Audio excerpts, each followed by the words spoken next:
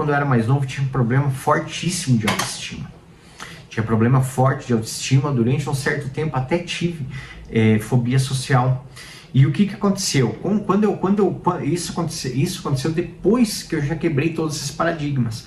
Mas se eu tivesse feito isso lá atrás, teria sido muito mais rápido essa evolução em relação à minha autoestima, por exemplo. Que é o quê?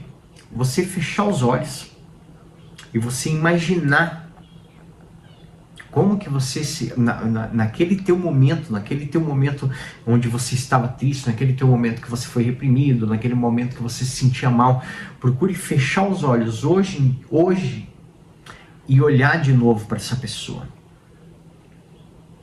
E pergunte para ela como ela se sente, pergunte para esse seu eu interior como ele se sente. E ele vai te dar as respostas.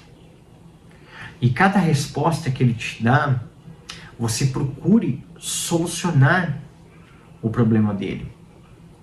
Eu vou dar um exemplo do que aconteceu comigo. Quando eu passei por isso, quando eu passei por essa fase, né, tipo da baixa autoestima, depressão e várias coisas do que aconteceu comigo, o que aconteceu? Quando eu cheguei mais tarde, eu peguei e fui olhar para mim mesmo quando eu tinha lá 14, 15 anos, que eu estava passando por essa fase muito difícil. E eu olhei para mim e eu vi, tipo, o rancor, a raiva, vi a baixa autoestima, vi todos esses sentimentos nessa pessoa. E ele, tipo, tava me dizendo que ele se sentia com medo, que ele tinha medo do futuro, que ele tinha medo do que a família dele ia dizer, tipo, né, do que a família dele ia pensar, se ele ia ser ou não ia ser alguém, como que seria a vida, sabe? Ele tinha muito medo de muitas coisas desse tipo. No caso eu, né, tinha muito medo de todas essas coisas. Tinha medo de não achar um relacionamento legal, tinha medo da minha mãe, o que ela ia pensar, de decepcionar minha mãe, de decepcionar meus irmãos. Eu tinha medo de todas essas coisas, tinha medo de não conseguir, tipo, né, trabalhar, de acabar, tipo, sabe, em qualquer de uma forma ruim, de ter uma vida que não fosse plena.